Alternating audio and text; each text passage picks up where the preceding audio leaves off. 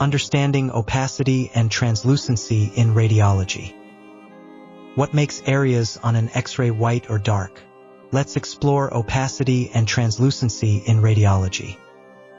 Opacity indicates increased density, where X-rays are blocked by structures like bones, appearing whiter.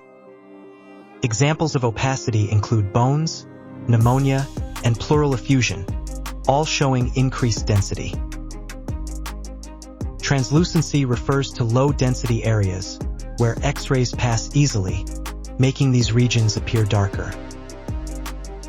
Examples of translucency include normal lungs, pneumothorax, and emphysema, where air is abundant. Notice how opacity suggests solid or fluid masses, while translucency indicates air accumulation. Understanding these patterns is crucial for diagnosing lung diseases effectively. Let's summarize. Opacity means dense structures appear whiter.